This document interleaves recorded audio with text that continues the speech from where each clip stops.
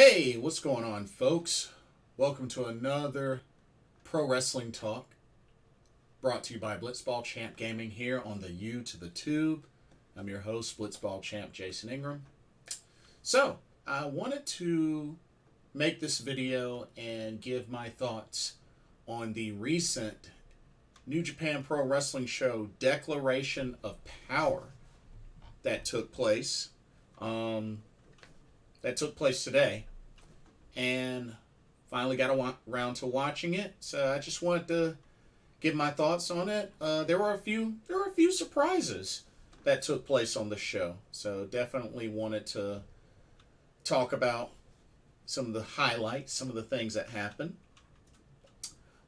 Starting off, they had a very nice video package tribute to the late Antonio Inoki, as well as a 10-bell salute. So I thought that was really cool, them taking, a good amount of time to honor Antonio Inoki. And it was actually announced that Wrestle Kingdom next year will be a special tribute to Antonio Inoki. So they're going to continue to pay tribute to him, as well as other wrestling promotions are doing the same. I know I believe WWE did so, Impact Wrestling did so, so I'm sure we're going to see even more of those special tributes for Antonio Inoki. But had a nice video package. Highlight package was really cool. They did a 10-bell salute, so I thought that was awesome that they did. So, Declaration of Power. This took place at the Ryogoku Kokugikan. I always mess that up. In Tokyo. We opened up with a trios match. We had the team of Ren Narita, Robbie Eagles, and David Finlay taking on Suzuki-gun's Doki, Yoshinobu Kanemaru, and El Desperado. Ren Narita, who just recently graduated from the NJPW dojo. So he has graduated, and apparently his nickname, I believe, the Son of Strong Style. So congratulations to Ren Narita, and not only a congratulations on his graduation, but hey, he actually picked up the victory for his team in this match. Did some sort of, it was like some sort of belly-to-belly, like, suplex hold. I thought that was a pretty interesting pinning predicament that he put in Doki. But it was also good to see Robbie Eagles as well. I've actually gotten to meet Robbie Eagles at a PWX show when they came to Concord, North Carolina. So got a chance to meet him. Robbie Eagles is really cool, by the way. Very chill. And, of course, I've met Dave Finlay before when New Japan Pro Wrestling, The New Beginning, came to Durham, North Carolina. But this was a pretty good match. But, hey, congratulations to Ren Narita picking up the victory, pinning Doki to get the victory for his team. So, hey, what a way to start strong for Ren Narita post NJPW Dojo graduation. Alrighty, next up we had a tag team match. We had more Suzuki-gun action as the Dangerous Techers of Taichi and Zack Sabre Jr. took on Bad Dude Tito and Shane Haste. Definitely, I felt like it was really good to see Bad Dude Tito showcased a little bit more than usual. I haven't seen a whole lot of his work, but I actually enjoyed him in this match. Definitely enjoyed him in this match. And like I said, the Dangerous Techers, I mean, these two, always look strong as a tag team. And this was no different. And sure enough, Zack Sabre Jr. with his patent European clutch, which I really like that pin, was able to pin Bad Dude Tito for the 1, 2, 3. And the Dangerous Techers end up picking up the victory in this match.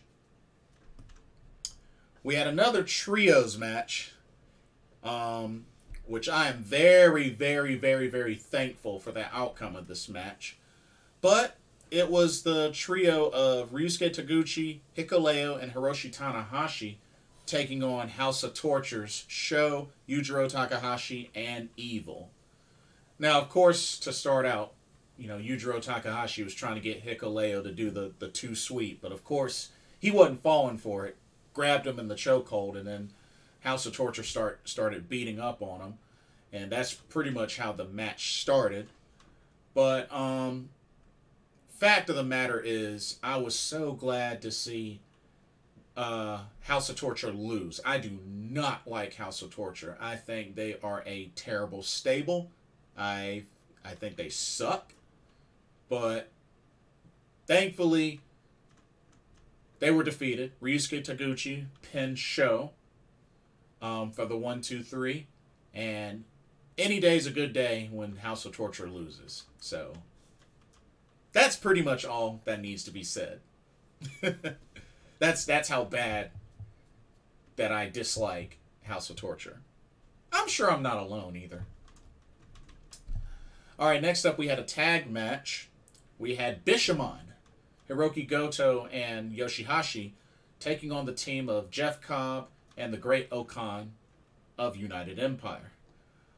This was definitely a back and forth match. This really could have gone either way. Both of these tag teams are very strong. But Jeff Cobb was able to get the best of Yoshihashi and was able to seal the deal for United Empire by hitting a tour of the islands. Pardon me. For the 1-2-3. Although I thought it was a pretty funny spot. Him standing on top of Hiroki Goto, I believe, and was doing Hiroki Goto's pose. So I thought that was a pretty funny spot. But Jeff Cobb hitting the tour of the islands to pick up the victory for him and the Great Okan. So tough break. Tough break for Bishamon. Next up, we had 8-man tag, where we had LIJ's Bushi, Hiromu Takahashi, Sanada, and Tetsuya Naito taking on United Empire's Francesco Akira, TJP, Aaron Hanare, and Will Ospreay. Definitely enjoyed this match. Got two very strong quadruple teams. And, like I said, one side you got TJP and Francesco Akira, the current IWGP Junior Heavyweight Tag Team Champions. Of course, you have Will Ospreay, the IWGP U.S. Heavyweight Champion. But this was LIJ's night. As not only did they pick up the victory, and in impressive fashion, being that Bushi, my favorite member of LIJ, Bushi, was able to get the victory for his team, hitting an MX on Francesco Akira to get the victory. But we weren't done there. Oh, no, no, no. We were not done there. As not only was there some chaos after this match, because Francesco Akira tried to remove Bushi's mask, but another masked figure comes down and pretty much attack United Empire's Francesco Akira and TJP. Which of course this actually led to the MX. And then he revealed himself to be Teton, CMLL's Teton. And he joins Los Ingobernables de Japón. Wow. But to be fair, that is actually the same venue where I believe both Bushi and Evil and Sonata, I believe. No. I think Bushi and Evil. It may have been Bushi, Evil, and Sonata. But it's where multiple members of LIJ first joined LIJ. And now you can add Teton to the list. Teton from CMLLs. Wow. Interesting. Very interesting.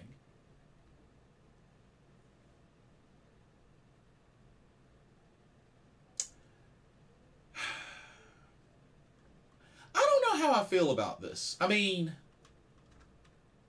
I don't know a whole lot. I mean, I've seen a good bit of Teton, especially in the Best of Super Junior tournament.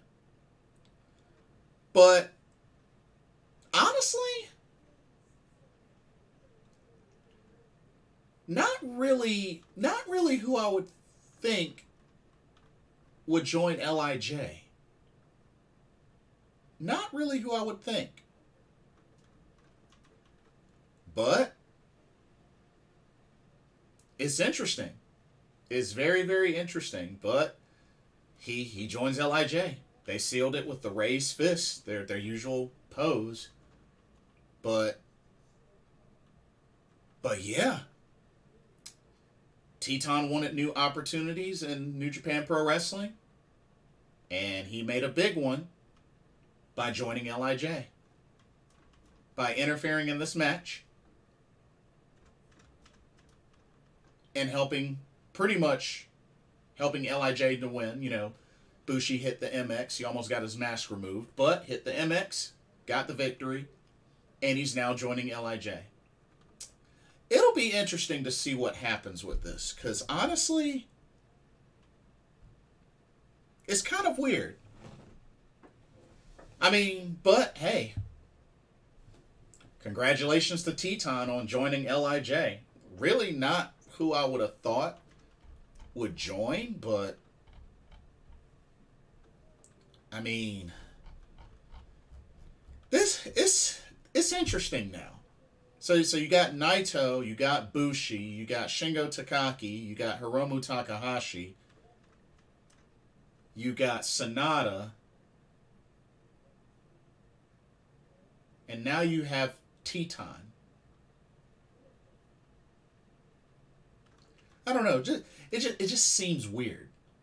So now you got two masked wrestlers in LIJ, but I don't know. It just y'all have to let me know what you think about Teton joining LIJ, because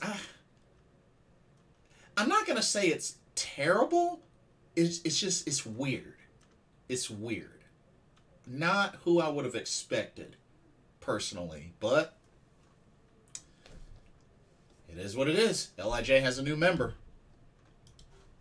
I have to see how that goes going forward, but hey, LIJ has a new member.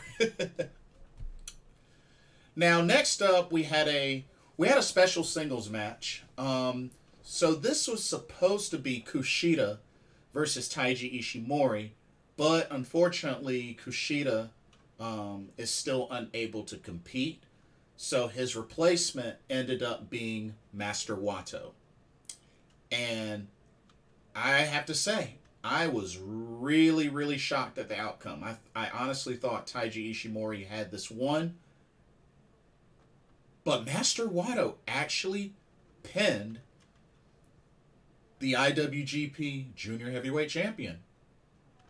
So, I would think that he's owed a title shot. And who knows? It may even happen at Wrestle Kingdom. I don't know. Which would be huge for Master Wato. Would be huge. Which, I have to see if they've even announced the full card. But, either way, would be huge if he got that match at Wrestle Kingdom. But, we'll see. We'll definitely see. But, hey, congratulations to Master Wato. That's a big victory for him. Very big victory. Next up, we had the KOPW 2022 provisional Who's Your Daddy match, as Shingo Takagi, the trophy holder, defended against El Phantasmo. So pretty much what this came down to is whoever won this match is pretty much the opponent's daddy. They not only keep the trophy, but the opponent, the loser, has to acknowledge the other as their daddy. It was really crazy. But you know what? This was a solid match. This was actually a very solid match.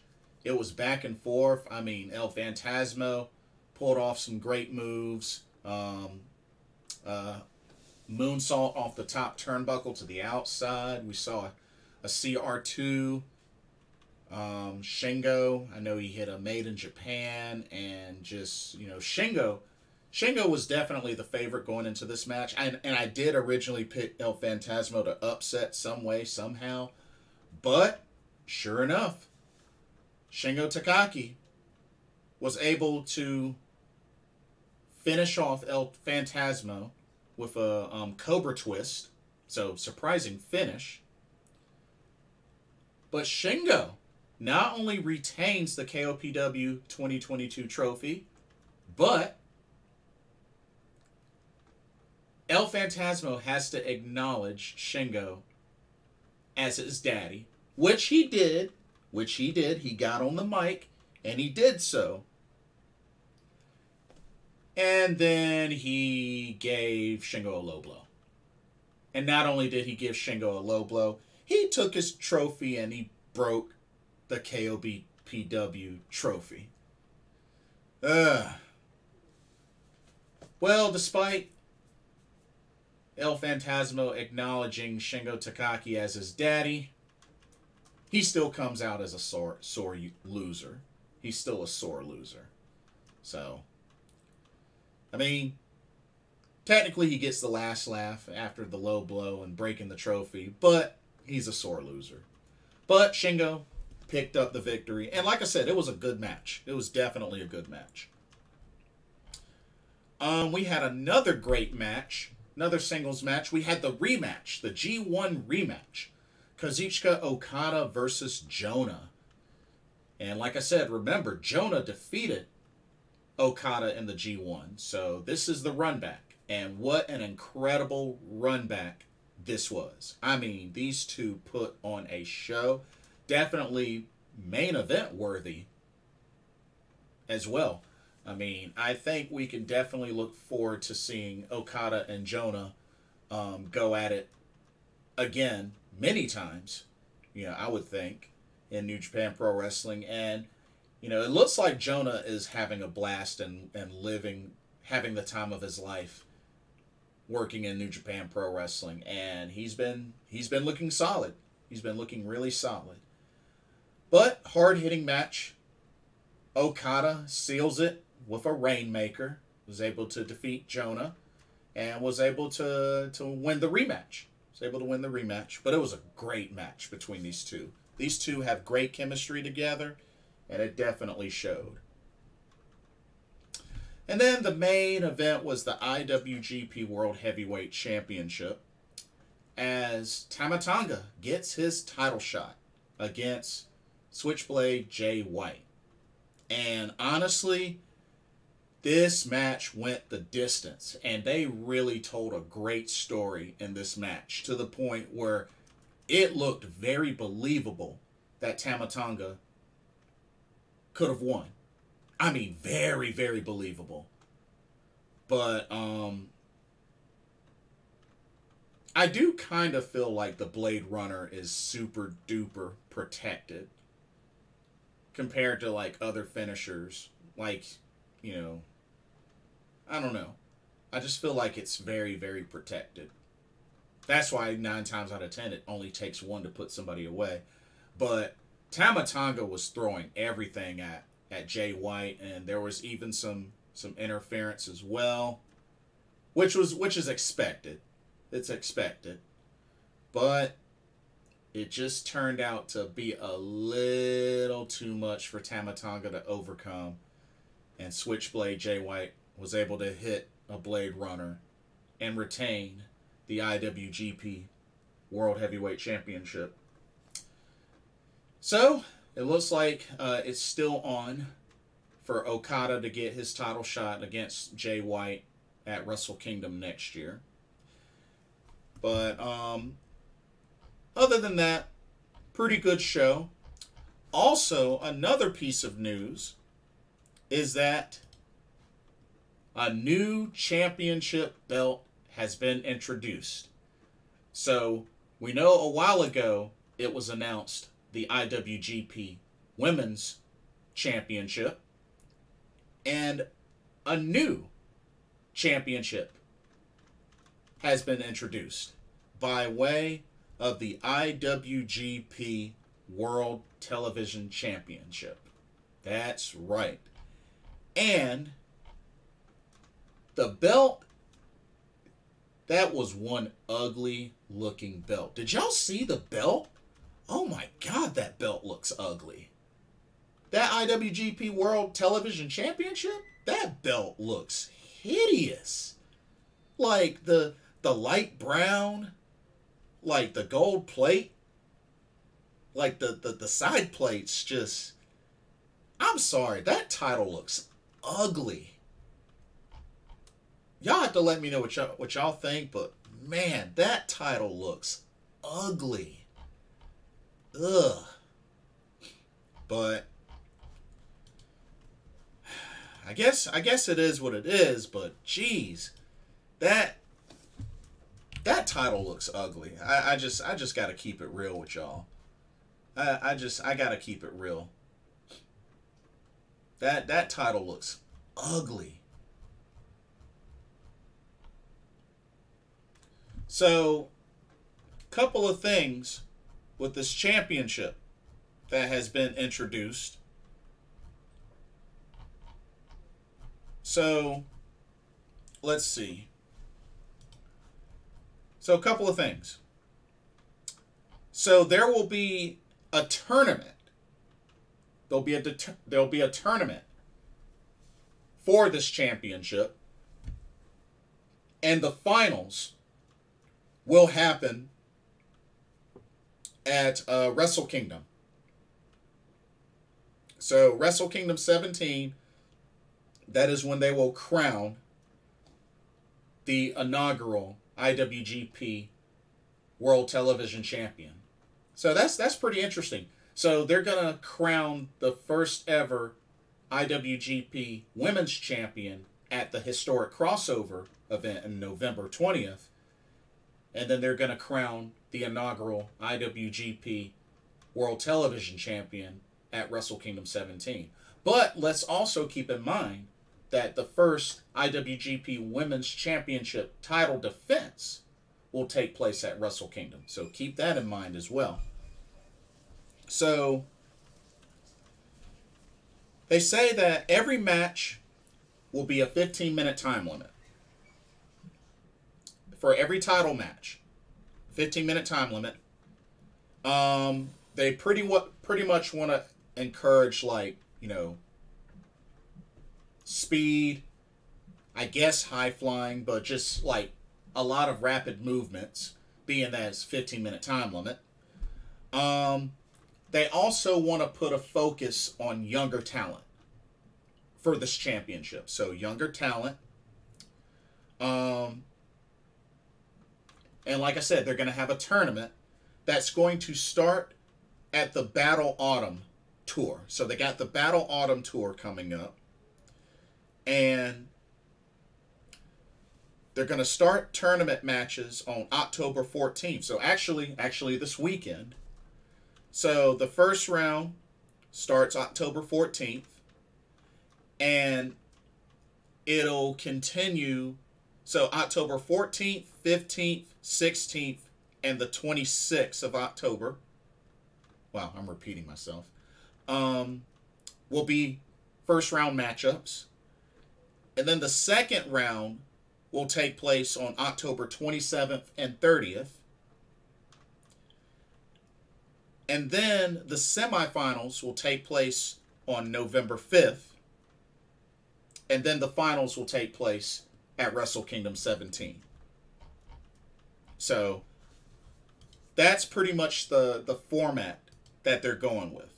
So title matches will be 15 minutes, 15-minute time limit. It's going to focus on, you know, the rapid, I guess, high-speed pace or whatnot. They're going to focus on younger talent, so young up-and-coming talent. And yeah, they're going to run this tournament through the Battle Autumn Tour. And then the finals will be at Wrestle Kingdom.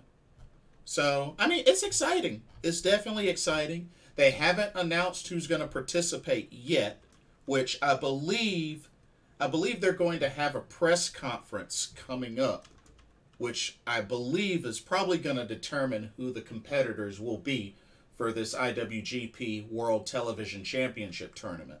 So I'm very curious to see what they do as far as who's going to compete. Now, I do want to take a look at this Battle Autumn tour. So it starts this Friday, October 14th. And, hold up. Yeah, October 14th. And it goes all the way to... Okay, so the last day is November 5th. So the last day is November 5th. So that's pretty much how long the tour will last. And some of these dates will actually allow cheering from the fans. That's another thing that they're going to be bringing back is cheering. So definitely looking forward to that.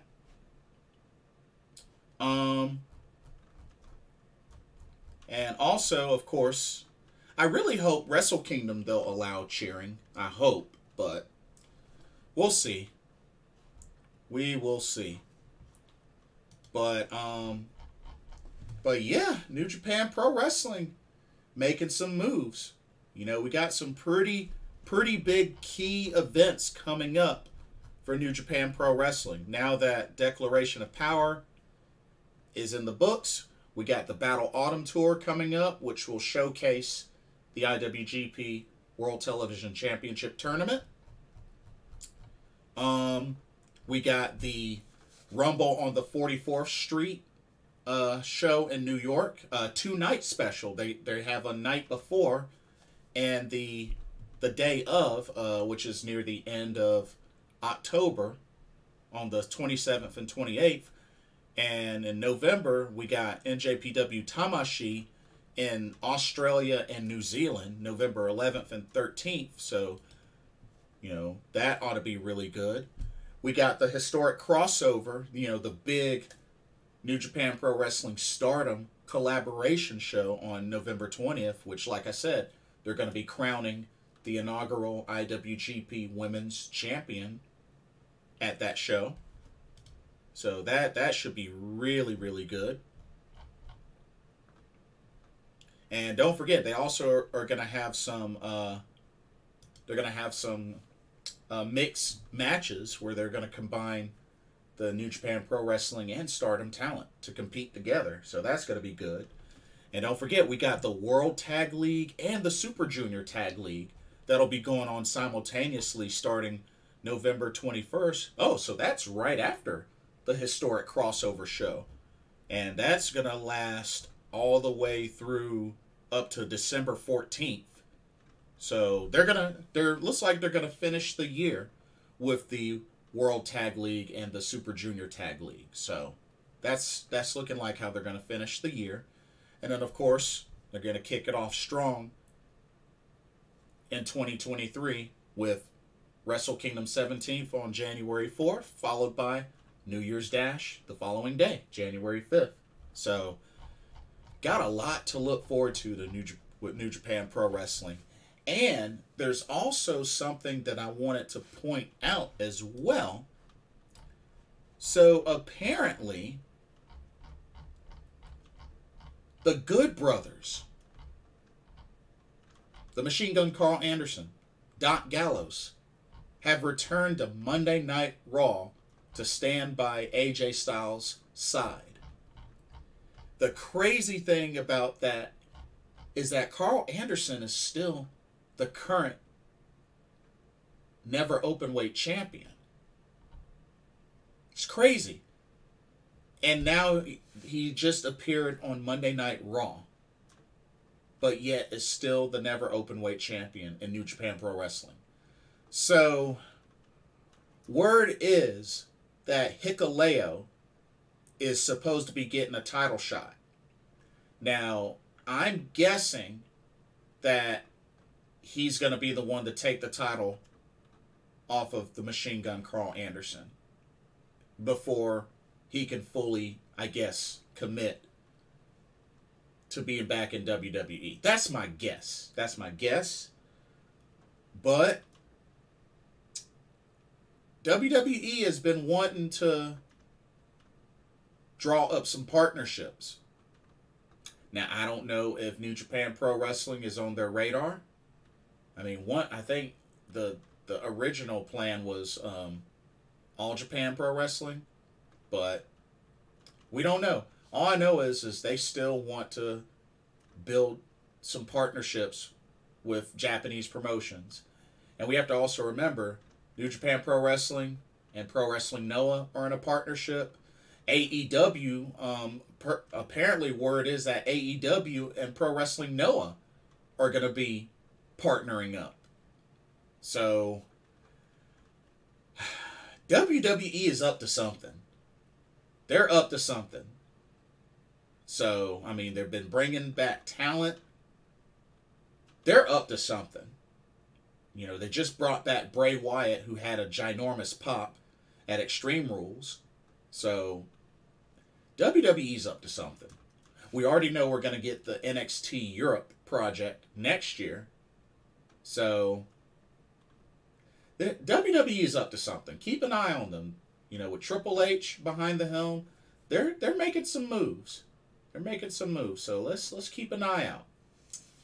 But that'll do it for this video. Let me know what your thoughts are. What did y'all think of the NJPW Declaration of Power show? What did you think of Teton joining LIJ? What do you think of the revealed IWGP World Television Championship? Do you like the design of the belt? What do you think the announcement of the tournament? Who do you think is going to be in the tournament? Who would you crown as the inaugural IWGP World Television Champion? And, yeah, let me know what you think. Don't forget to like, comment, subscribe, hit that notification bell while you're at it. And thank you so much for watching. Hope you enjoyed this video. For another pro wrestling talk brought to you by Blitzball Champ Gaming here on the U to the Tube. I'm your host, Jason Ingram. Hope everybody has a blessed day tomorrow, and I will see y'all in the next video. Take care. Peace out.